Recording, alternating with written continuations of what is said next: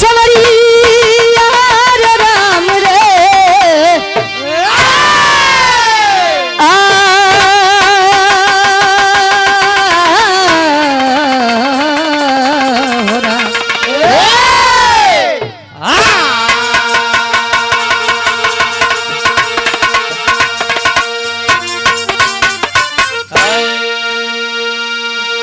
बड़ी सुंदर महफिल बा। सब बाराती में इतना शांत माहौल में बारात मिल जा जानला बहुत सौभाग्य के बात होते कलाकारन खातिर।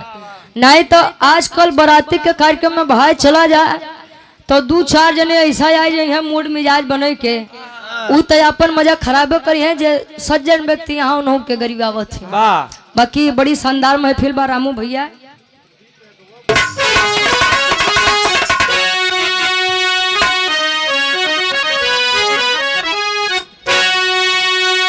अरे दिन कर की किरणें जब पड़ती थी तुझ पर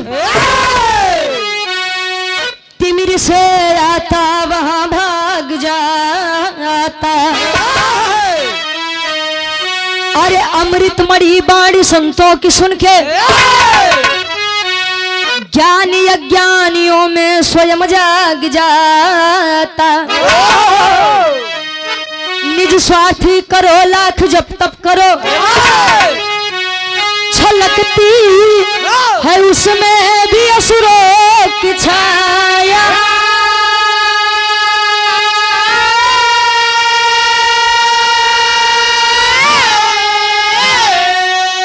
पर स्वार्थ में त्याग करते हैं जो वही भक्त भगवान को भी हराया।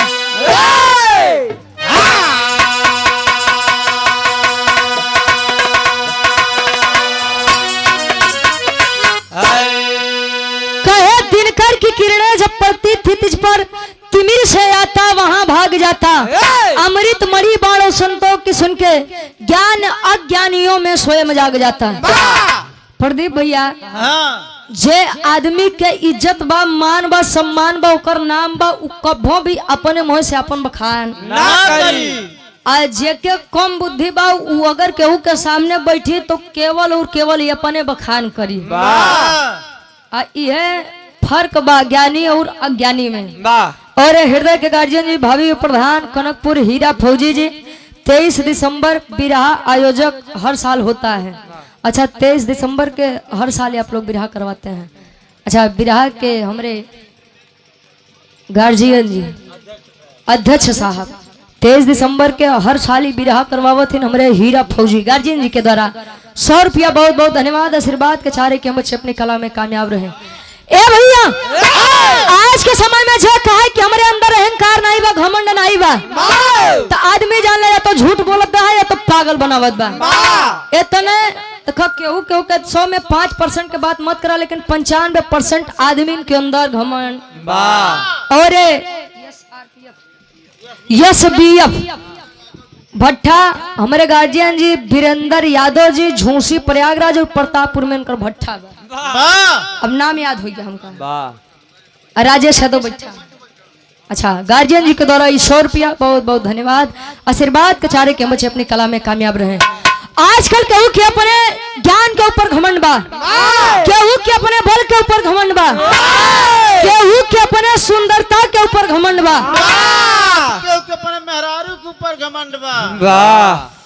हकीकत बात बा भैया आज के समय में नीला ड्रम में डाले वाले समय में जोकर मेहरारू लायक मिल जाओ वफादार मिल जाओ तो जान लो उससे बड़ घमंडी आदमी कहाँ मिले। नहीं तो जमाना इतना खराब बा बियाह तो हो जात बा केहू पहाड़े से ढकेल देत बा बियाह हो जाता तो केहू काट के टाइल्स के नीचे डाल देती है। हम नहीं समझे कि मनई है कि मनई के रूप में राजनीति बिरहा में कवि जी बड़ी सुंदर गजल के भाव लिखत है नश्वर संसार खतरी एक लाइन लिखत है कुछ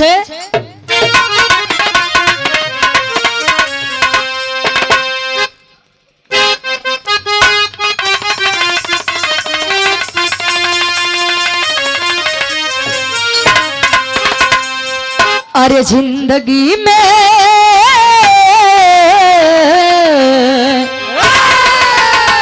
जिंदगी में हजारों का मेला जिंदगी में हजारों का मेला जुड़ा, हंस जब जब उड़ा तब अकेला उड़ा, हंस जब जब उड़ा तब अकेला उड़ा।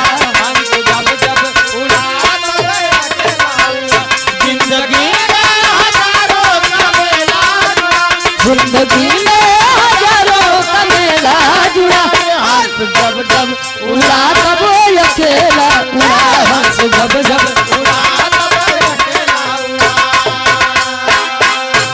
कहे जिंदगी में हजारों का मेला जुड़ा, हंस जब जब उड़ा तब अकेला उड़ा। ई जिंदगी में लाख रिश्ता नाता बनाला, लेकिन जो दिन ई आत्मा रूपी दुल्हन और परमात्मा रूपी है भैया, तू ऊपर का करते हो? भाई अपन पकड़ की बात है। हम उनको कईयों देर से देखते बैठा है मारे। खैर संभारे रहा भैया, ये जान ला आज के छत्र छाया तोहरे सही के ऊपर बा। खैर अब आई है न केहू, जहाँ रुचि यहाँ हुआ ये दूजे ने आ जाए हो ही नहीं सब। कहो जिंदगी बड़े भाग्य से मिलती है। लोग कहते हैं कि 84 लाख योनियों में भटकने के बाद एक मानव तन मिलता है। जब मानव तन मिला हुआ तो तनी नेक काम में लगा हुआ भक्त और भगवान बदे एक लाइन कभी जी लिखतन का लिखन, और ये आप यस भी अब भट्टा और ये हमारे गार्जियन जी वीरेंद्र यादव जी झूसी प्रयागराज से, प्रतापपुर में इनकर भट्टा बा, और राजेश यादव हमारे पूर्व अच्छा जेसीबी मलिकार साहब, आपके द्वारा 100 रुपया। राजेश भैया मेरे बैठा है मंच पे, बहुत बहुत धन्यवाद। भट्टा मलिकार, वीरेंद्र यादव और राजेश यादव, जेसीबी मलिकार, बहुत बहुत धन्यवाद। भक्त और भगवान के बारे में कभी जी एक लाइन लिखा था कैसे?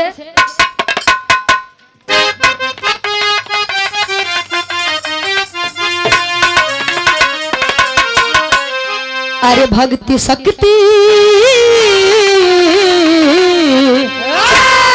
भक्ति शक्ति का फंदा है ऊंचे जुड़े, भक्ति शक्ति का फंदा है ऊंचे जुड़े, भक्त हित रहते भगवान हमेशा खड़े, भक्त हित रहते हमेशा खड़े।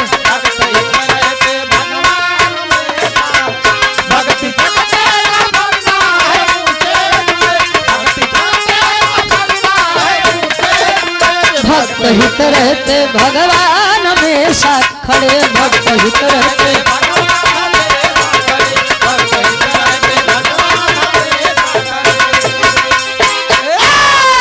भक्ति शक्ति का फंदा है ऊंचे जुड़े, भक्त हित रहते भगवान हमेशा खड़े। कहानी के तनी आप लोग समझिया, कहानी के शुरुआत बा कैसे? मुन्ना विधायक जी के सम्मान में, अच्छा गार्जियन जी के सम्मान में बनपुरवा राजेश यादव जी, हमारे मुन्ना भैया के सम्मान में आपके द्वारा 100 रुपया छोड़ने में कोट कोट अमन आशीर्वाद के चाह रही अकेले बराती खाली हमारे राजेश भैया थाम ली है आज। अच्छा विधायक जी हमारे बहुत बहुत धन्यवाद। कहानी के शुरुआत बा कैसे?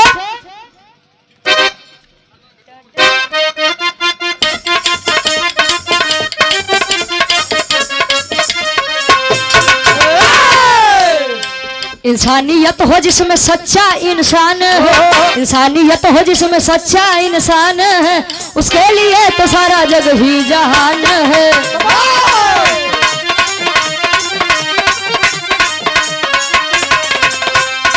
देवर्षि नारद का मृतलोक में प्रस्थान हुआ, देवर्षि नारद का मृतलोक में प्रस्थान हुआ, आए किसान घर यथाचित समान हुआ।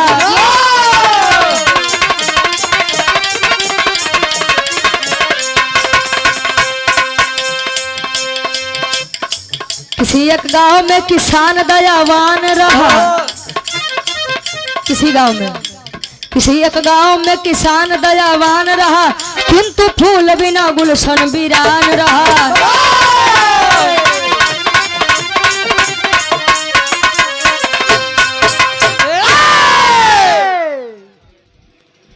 राजेश जेसीबी मालिक जंघई उनकर चेला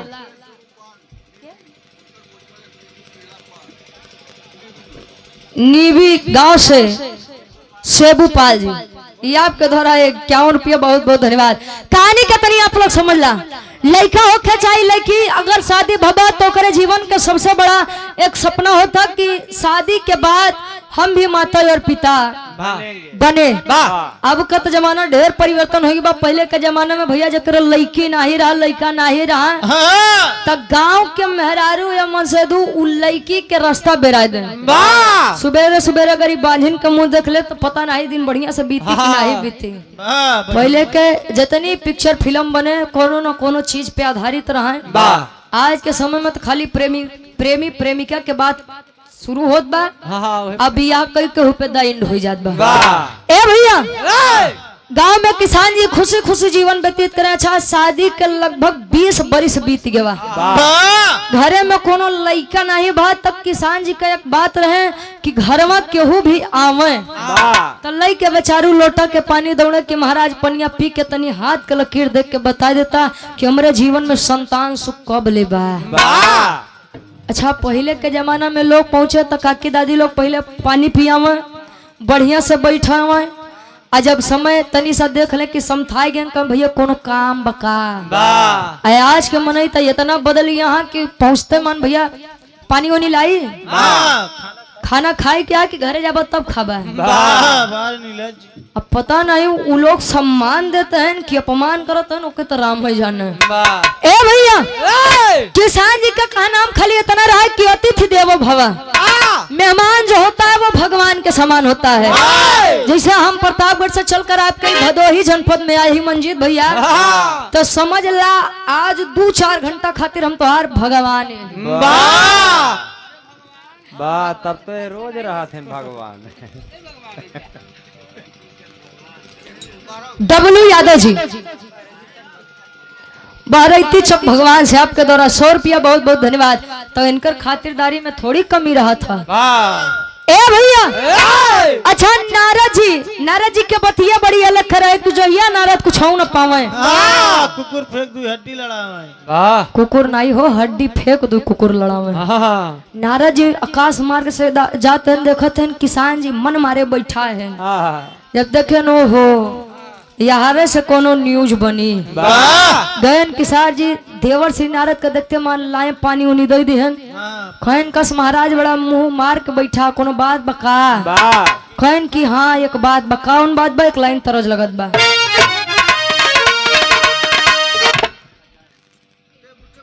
सेबू पाल भैया हमारे राजेश यादव भैया के अच्छा नीबी से इनकर चेला है।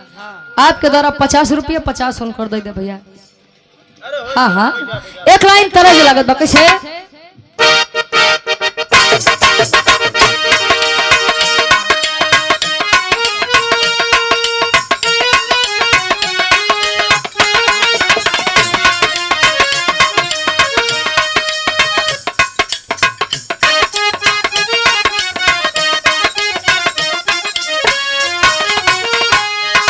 लड़का कहे अपने प्रेमिका से कहा तू ताये गोरी तोहरी गली ऐती जैती।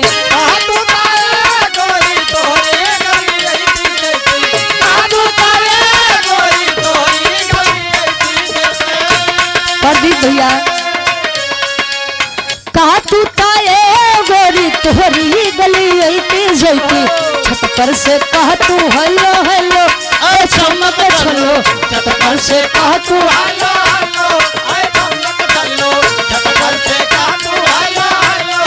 चमक छलो।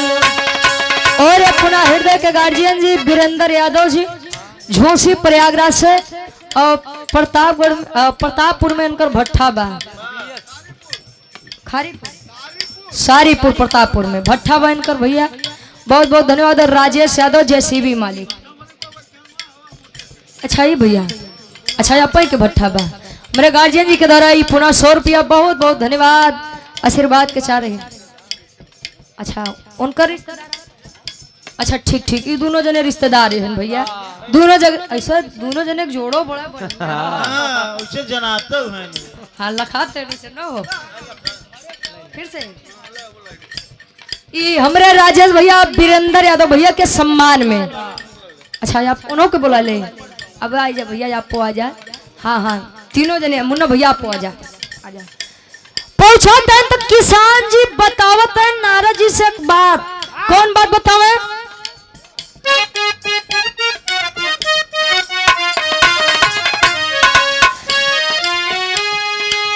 कहे किसान बाबा मुनि के समनवा हो, किसान बाबा मुनि के समाना हो, काहे किसान बाबा मुनि के समाना हो। कहे किसान बाबा मुनि के समनवा हो, गोदिया में नहीं खेला लनवा तू बतिया सुना। दुनिया में नहीं खेला लनवा तू बतिया सुना, दुनिया में नहीं खेला लनवा तू बतिया सुना।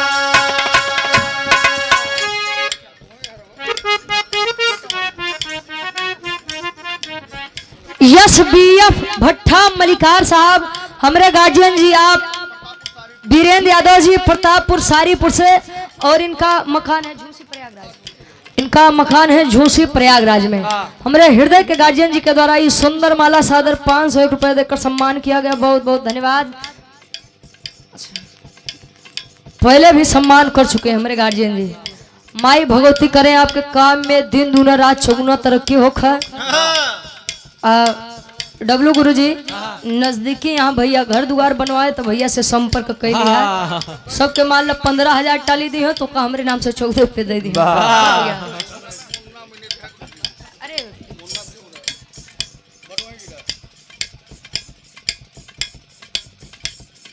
और हृदय के गार्जियन जी बारात के मलिकार साहब और इस कार्यक्रम के मलिकार साहब मुन्ना यादव जी मिनी विधायक भदोही जिला से बड़ा प्यार सम्मान दुलार मिलता है गार्जियन जी के द्वारा।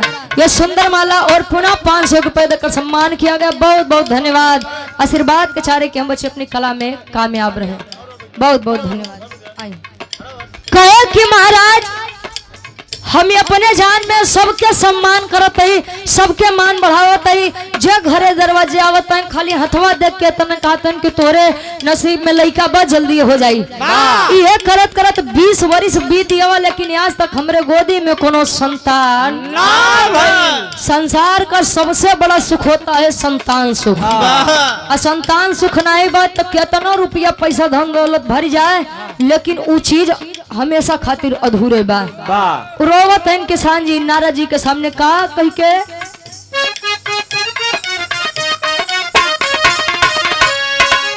कवने जाना मावा के दुखवा उदित हो भइले, दुखवा उदित हो भइले।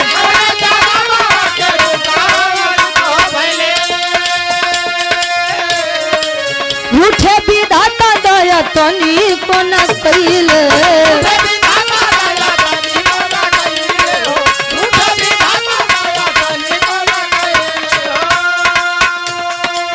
दिन रात ताड़ा पेशा मनवा तू बतिया सुना।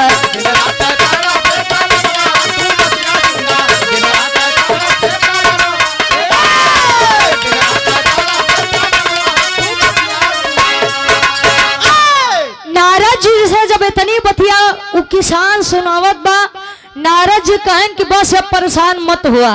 अबे तक तो बस यारे बाहर से तू आदेश करवावत रहा, विनती करवावत रहा। अब देवर्षि नारद तोरे सामने खड़ा है।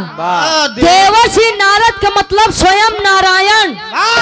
नारायण बिना नारद अधूरा और नारद बिना नारायण अधूरा। तू परेशान मत हो, बह जाते ही नारायण के लगे तोरे गोदी में एक लड़का देवावत यही। अच्छा पहुंचते हैं क्षीर सागर विष्णु जी लगे। विष्णु जी आसन मार के बैठा है। ध्यान से जब उठे कहें कि बोलो बेटा नारद कोई बात। कहें बाबा वहीं गए मृतलोक में एक किसान जी मिले, बेचारे बड़ा दुखी है। काहे बदे तबज बदलत बा। आई गीत हाल ही में बड़ा मार्केट में आ रही, ट्रेंडिंग में आ रही गीत, बड़ी पुरान बा।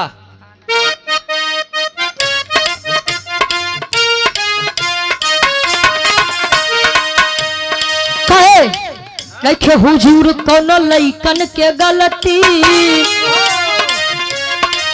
कोनो खूबसूरत लड़की के देख के लइका कहे देखे हुजूर कोनो लइकन के गलती, ये मिजाज गड़बड़ावेली। देखे हुजूर कोनो लइकन के गलती, गड़बड़ावे लइके हुजूर करो लइकन के गलती इहे मिजाज गड़बड़ावे कहे नइखे हुजूर कोनो लइकन के गलती आ इहे मिजाज गड़बड़ावेली। वाह लेकिन नारद जी पहुंचत हैं विष्णु जी लगे, विष्णु जी से फरियाद करत हैं, बीड़ाधारी विष्णु से जाके, बीड़ाधारी विष्णु से जाके सारी बात बतावे ले, बीड़ाधारी विष्णु से जाके बीड़ाधारी विष्णु से जाके सारी बात बतावे बीड़ाधारी विष्णु से जाके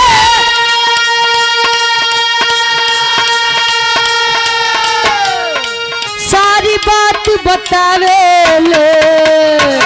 अब तले बेटा किसान के सुंदर ललनावा, बेटा किसान के सुंदर ललनावा अपन रज सुनावे ले, बेटा किसान के सुंदर ललनावा अपना रब सुनावे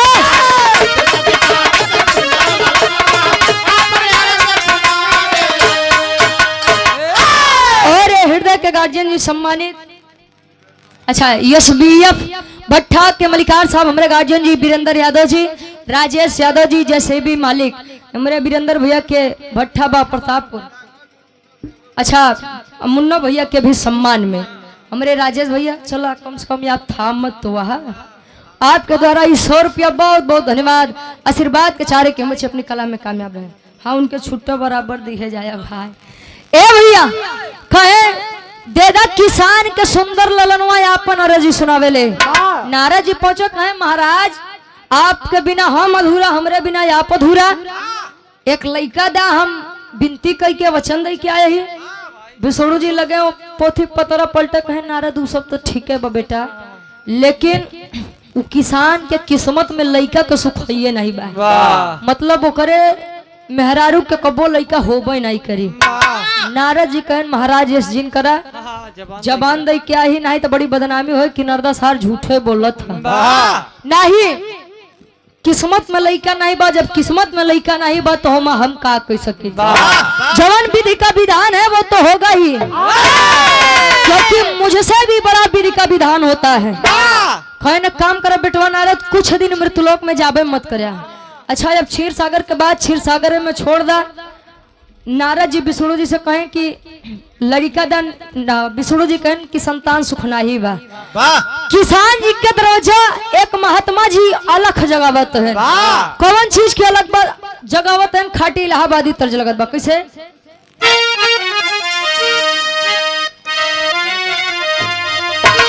आए हाय अरे राम झकोर मार झुलनी, स्वर्गीय दादा श्री राम आधार यादव जी झूसी नरेश प्रयागराज, हमरे गार्जियन जी वीरेंद्र भैया हमरे जहाँ के हैं झूसी से।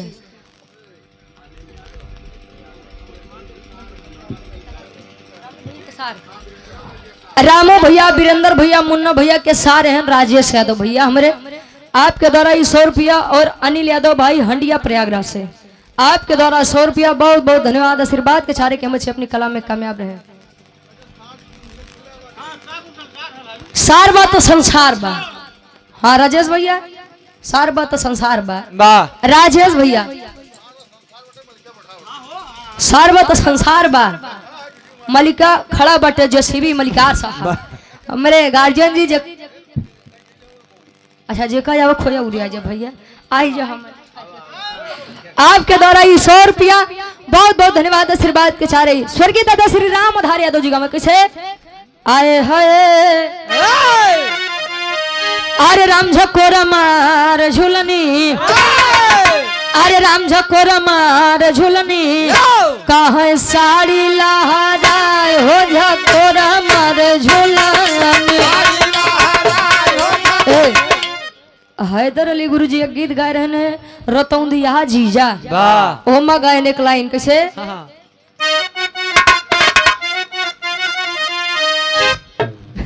मेरे राजेश भैया जैसे भी मलिकार साहब 100 रुपया कहते हैं झकोरा मारे झूलने। अरे जायदा अरे हम जानते हैं लेकिन वो विधायक जी हैं विधायक हाँ हाँ सम्मान में उनके। अरे राम घुसुरी गा बरधा गा सार बरधा अरे घुसुरी गा बरधा कहा सरी आई माझारी घुसुरी गा बरधा सरी आई कोनो लड़का लड़की रहे आपस में राती में गुरुजी जब मिलन भवा तो लड़का समझावे अरे बिथावा गोरी रतिया अरे बिथावा गोरी रतिया जाऊ भी न सारे बिथावा गोरी रतिया। खैर ई तो आशिक मासूका के बाद बा का मंजीत भैया, लेकिन किसान जी के दरवाजे वो महात्मा जी अलग जगह होते हैं। कौन चीज के अलग रहे? अरे जय रोटी दत्ता बेटवाला ए बाबू जय रोटी दत्ता बेटवाला ई है वरदान बा जय रोटी दत्ता बेटवाला जय रोटी दत्ता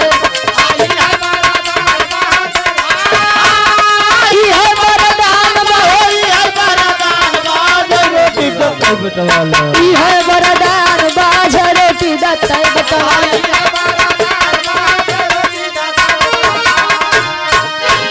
अरे भूखी अल्लाह गल बजई गो रोटी अखियबा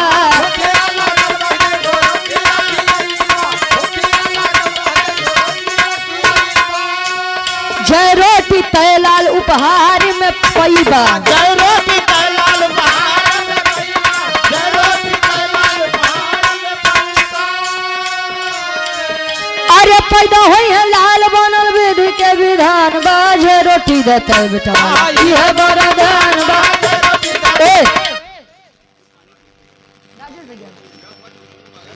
अच्छा जैसे भी मालिक बैठा है मेरे राजेश यादव भैया कहते हैं कि रामू भैया उलझा मत, ये आपके द्वारा 100 रुपया कहें विधायक जी के सम्मान में आपके द्वारा 100 रुपया बहुत बहुत धन्यवाद। चरणों में कोट कोट नमन। कहे कि जो रोटी खियाइबा तो लइका तोरे होई भैया इतनी बतिया किसान जी सुनन के ऐसा लागत बा कि बरसों बाद उजियार भबा गैन बेचारू दौड़त हाफत तो घरे में गैन रसोई घर में तो गिनत है 7 रोटी बा 5 6 7 रोटी गिनन जैसे लेके चलन तले मलकिन कुर्ता के टोक पकड़ ली कहा ये बेटवई के चक्कर में तो आधी संपत्ति लुटाई दी है ये दान धर्म करे से लइका होई करम कर। और पुनः हमरे जसीबी मलिकार साहब राजेश यादव जी एसबीएफ भट्ठक के मलिकार साहब वीरेंद्र यादव भैया हमरे मुन्ना यादव मिनी विधायक जी के सम्मान में। अच्छा ठीक रामू भैया हाँ हाँ हमारे भैया है हमारे बड़का भैया है इनके 100 रुपया बहुत बहुत धन्यवाद आशीर्वाद के चारे के बच्चे अपने कला में कामयाब रहे। कहें पगली तनी तब बैठी रहो एक बार और देखा दे के जान की समझ चमकिन जा। अच्छा गए 7 रोटी खियाए पेट भरा महात्मा जी आशीर्वाद दे के गए। देखा ये कहानी काल्पनिक बात की सत्य बा बात के बाद बा लेकिन कहानी में सीख बड़ी बढ़िया बा। को 7 रोटी भोजन किए आशीर्वाद दे के गए कि 7 रोटी खियाया भगवान के दुआ लगी 7 गदेला तोरे घरे जन्म ली है। अच्छा धीरे धीरे समय बीता होत का टेरी के भाव में कवि जी लिखते हैं।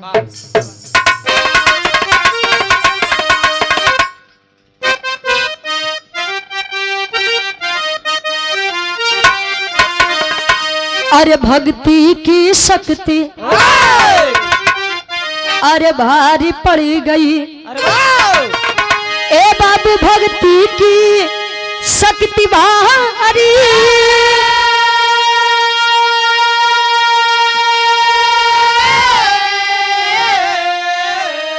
अरे भक्ति की शक्ति भारी पड़ गई भैले 7 लाली अब महाकुठी फुलवारी फुलवारी फुलवारी भैले 7 लाली अब महाकुठी फुलवारी भक्ति की शक्ति भारी पड़ गई। 7 लड़का घरे जन्म लिया। अच्छा नारद जी आकाश मार्ग से जाते हैं देखते हैं नीचे किसान जी के दरवाजे 1 2 नहीं बल्कि 7 गदे टहरते हैं। जाने के इच्छा जगी आए किसान जी खुशी हुई कि अरे नारद जी बैठा अरे महात्मा जी बैठा तोहरे जैसा दिल तो हम तुमको देखबे नहीं भाई। तोहार दिल नहीं दरिया बा। वाह एक लड़का के वचन दिया, एक नहीं सात लड़का घरे जन्म ले लेहन। वाह इतना सुनते मान तो नारद जी के खोपड़ी एकदम गरम। वाह हाँ हमरे कहे से तोरे घरे 7 लड़का जन्म ली है। वाह देखा विष्णु जी हमारे साथ धोखा की है, वाह गद्दारी की है। इनकर नाम रटत रटत हमार जबान थकी जात बा, गटई सुखाई जात बा। वाह हम लइका बदे कहे तो कहन कि ओकरे किस्मत में लइका है ये ना बा। तेकरे घरे 7 गदेला कहाँ से आए, गुसियाई के चलत हन कैसे बिरहा के आखिरी तरज लगत बा। और पुनः हृदय के गार्जियन जी राजेश यादव जी, जैसे भी मलिकार साहब एसबीएफ भट्टा मलिकार, वीरेंद्र यादव, हाँ बोला था एक जने बोला, झोसी प्रयागराज और मुन्ना यादव जी मिनी विधायक भदोही से, सबके सम्मान में हमारे जेसीबी मलिकार साहब 100 रुपया बहुत बहुत धन्यवाद। आशीर्वाद के चारे माई भगवती करे जहाँ रहा इसे जनात रहा। हाँ भैया हो तुम्हारा आशीर्वाद हमरे ऊपर लागो। विराट के आखिरी तरह लगत बा। आई गीत एक समय रहान, एक जमाना रहान है मंजीत भैया, मार्केट में बड़ी वायरल रहे। कौन गीत रहे? आज के 20 बरस पहले।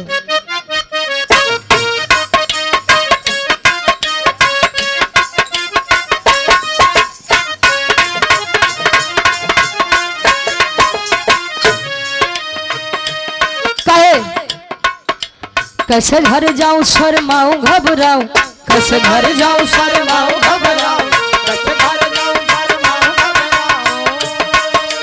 कैसे घर जाऊं शर्माऊं घबराऊं, कोई दिलिए ढूंढ दे हाय मेरा नाम खो गया, कोई दिलिए ढूंढ दे हाय मेरा नाम, कोई दिल ढूंढ के लाए मेरा नाम खो गया। अच्छा पहले ही गाना के मतलब हम नहीं समझते रहे, पहले सोची लॉन्ग के मतलब का गुम हो गई बा। लांग मने बड़वार लॉन्ग नहीं यार, लॉन्ग मने लंबा, तू तो हम जन्म करी थी। एक लॉन्ग होता जवन देखा था ओझा सोखा जी हरे काम मिलावत थी, एक लॉन्ग इ नाकी में पहिरा जाता।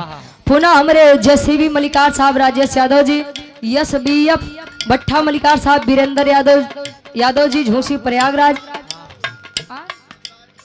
संसारीपुर प्रतापपुर में इनकर भट्टा बा, और मिनी विधायक मुन्ना यादव भैया, हमारे सबके सम्मान में 100 रुपया गोर छू के पहली बार राजेश भैया के ई के तनी सब बदल दहन, कोनो लड़का कोनो लड़की के खूबसूरती के बखान करे पड़ी भैया। मान ली हमारे भैया हमारे भौजी से कहा रोडवा पे चले तू रूपवा सवार के, रोडवा पे चले तू रूपवा सवार के, रोडवा पे चले तू रूपवा सवार के, कितना बखान करी सूट सलवार के, कितना बखान कर सूट सलवार के, वाह कितना बखान कर सूट सलवार के, रोडवा पे चले तू रूपवा सवार के, कितना तारीफ करी सूट सलवार के, दिलवा में आग लगाए तेरा लाल दुपट्टा, दिलवा में आग लगाए, दिलवा में आग लगाए, दिलवा में आग लगाए तेरा लाल दुपट्टा। लेकिन नारद जी गुस्सियाई के मृत लोग छोड़ के क्षीर सागर चलते हैं। कैसे चले नारद मुनि तब क्रोधवा बढ़ाई के, चल नारद मुनि तब क्रोधवा बढ़ाई के, चल नारद मुनि तब क्रोधवा बढ़ाई के, विष्णु के पास तब पहुँचे हैं जाई के, विष्णु के पास तब पहुँचे हैं जाई के, विष्णु के पास तब पहुँचे हैं जाई के, प्रभु जी से बात बतईबे सोचे मुनि रैया, प्रभु जी से बात बतईबे सोचे मुनि रैया, प्रभु जी से बात बताइबे, प्रभु जी से बात बताइबे, सोचे मुनि रैया। अच्छा पहुँचे क्षीर सागर में यह विचार करत जाते हैं कि विष्णु जी से खाली हम एक बात पूछब कि का कमी रह गई हमारे भक्ति और भावना में, जवन हमारे साथ इतना बड़ा धोखा पहुँचन। अच्छा विष्णु जी समझन कि नारद ही मकसद से आओ तहन तो लगे बेचारू हिले कांपे। जब नारद का देख कस बेटा नारद रील फंसत रही, कहे कस महाराज जी कैसे तो आ रही रील फंसत बा, डीवीडी का घबराएगी का तो कल लागत बेटा अब नहीं बचब कहे कि तू नहीं बचबा बा सृष्टि के देख रेख जो करत हो है नहीं बची का बाबा हम बस अब काज नहीं कैसे कयब जान ला पता नहीं का होत बा कुछ समझ में नहीं अब लागत है अब नहीं बचब कहन महाराज एकर कोनो इलाज उपचार तो होई कहन एकर खाली एक इलाज बा कहन कौन इलाज बा कहन जा जे संसार के सबसे बड़ा भक्त होए हमार खाली ओकरे एक आंखी के खून लाई के दे दा हम पी लेब एकदम ठीक हो जाब नारद जी कहन इतना बड़ा मृत्यु लोक बा इतना बड़ा में काठी तो बढ़िया बरियार भक्त मिलिए जई हां एक हाथ में चाकू एक हाथ में कटोरा लई के पहुंचत हैं कहा मृत्यु लोक में पापट के भाव लगत बा और पुनः हमरे गार्जियन जी एसबीएफ भट्टा मलिकार साहब वीरेंद्र यादव जी झूसी प्रयागराज राजेश यादव जी जेसीबी मलिकार साहब मिनी विधायक बड़े भैया हमरे मुन्ना यादव जी भदोही से सबके सम्मान में 100 रुपया बहुत बहुत धन्यवाद। पापट के भाव लगत बा कैसे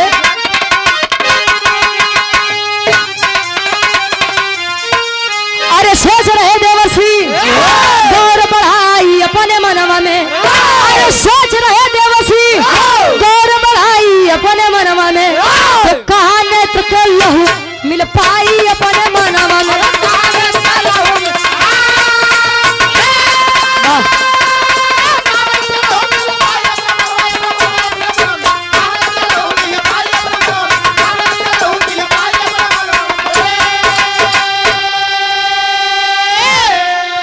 अरे दर दर भटक रहे मुनि नारद हाथ में पात्र उठाई हो पूर्ण हुई ना मन की मनसा संत के बात जब आई हो अरे तपतिया सोच के सोचे अरे तपतिया सुन के सोचे नारद जी अपने मनवा में कहा नेत्र के लहू मिल पाई अपने मनवा में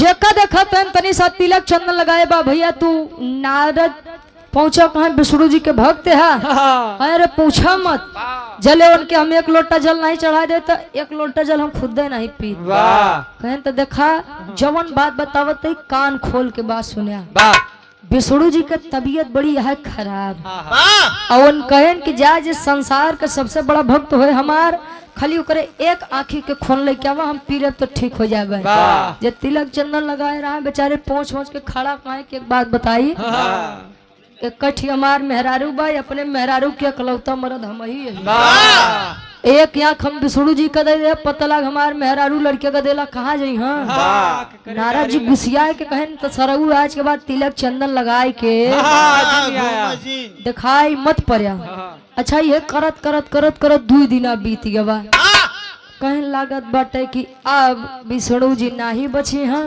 अब विष्णु जी नाही बची हैं तो हमार प्रश्न अधूरा रह जाये अच्छा ये सोच के पहुंचत हैं का उ महात्मा जी लगे जे ई कहे रहन कि जय रोटी देब तय गदेला तुहरे होई पहुंचत न कहा तन का आल्हा के भाव लगत बा अरे कल्पनाथ यादव भाई हमारे बारैची के ऐतिहासिक सरजमी से अच्छा भाई हमारे बहुत बड़े फैन हैं और हमारे फेसबुक पर लगातार कमेंट भी करते हैं भैया दरअसल हमार दोस्त नहीं बा अब लाइव चलावत तो अगला गवैया गावत बा तो हम कितनो हमर सट के बोली आवाज क्लियर नहीं बा बाकी सब के कमेंट हम पढ़ी थी बड़ा प्यारा प्यारा कमेंट आप लोग करते हैं हमार बिरहा सुने बदे बेचारू आए सूरत से भाई हमारे बहुत बहुत धन्यवाद इसी ग्राम से अच्छा बहन की शादी भाई के द्वारा ये ढेर सारा पुरस्कार बहुत बहुत धन्यवाद आशीर्वाद के चारे कि हम अच्छे अपनी कला में कामयाब रहे आखिरी में तनी भैया आ जाए तो हर हम सम्मान को देबा आल्हा के भाव में कभी जी लिखतन कैसे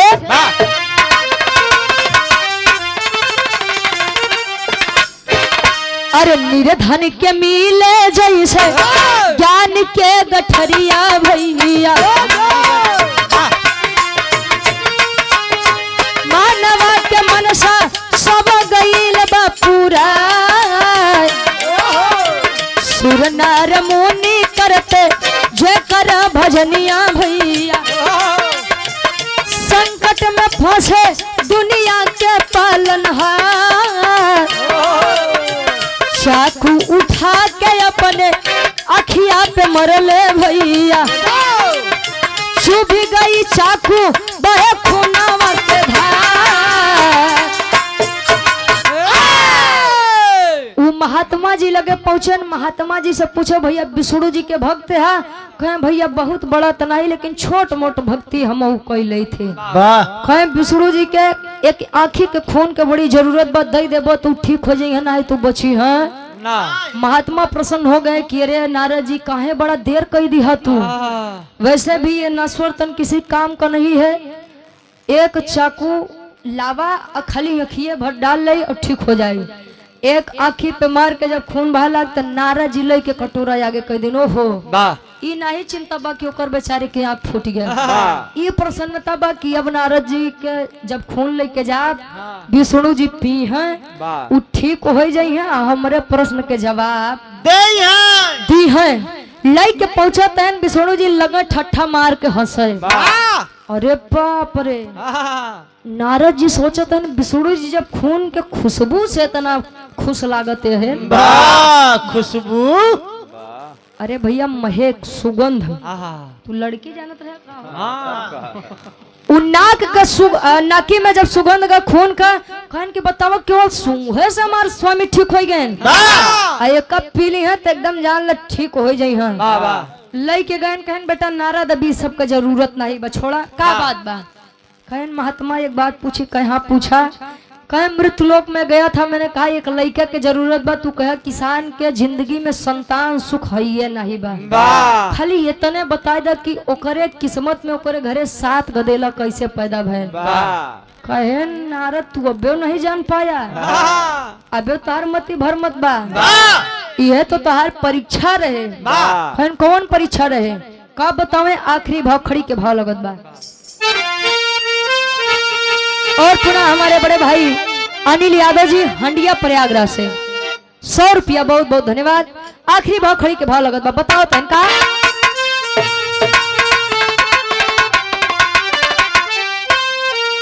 अरे भगवान विष्णु हंस कर करे नारद जी, हम से बड़ा बट भक्त के यशनवा नारद जी।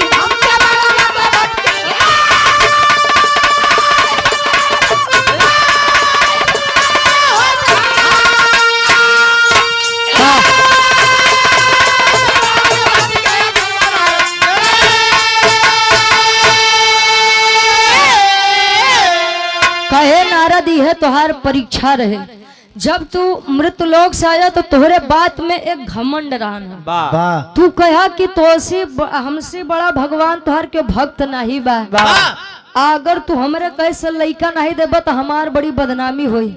और जब हमके खून के जरूरत पड़ी, हम कहे कि जा जे संसार के सबसे बड़ा भक्त हो करे आँखी के खून लिया के दे दहा, तो तू लई के चाकू कटोरा मृत्यु लोग घूमे लगा।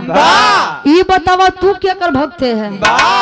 तुहार मुंह कहिस कि हमसे बड़ा भक्त तुहार के है नहीं बा, तो जब खून दे के पारी है तो मृत्यु लोग के हेरे लगे। जवन महात्मा बिना सोचे समझे अपने आँखी के खून देन, खाली उनकर बात रखे बदे हमो के 7 गदेला दे है। काहे कि भक्त का भगवान के ऊपर बड़ा विश्वास बा, और जब हम नहीं के कुछ नहीं देवे तब भगवान और भक्त के कोनो अस्तित्व नहीं रही जाई। पश्चाताप भवा, पश्चाताप करत है। अरे यार नारद के घमंड टूट गया। ई बार कहा जाता है भक्त है तो भगवान है और भगवान है तो कोनो भी चीज में अगर भक्ति बा, रुचि बा, इंटरेस्ट बा तो काम सफल बा, अगर नहीं बा तो कुछ नहीं बा। आखिरी में खानदान के परिचय बा।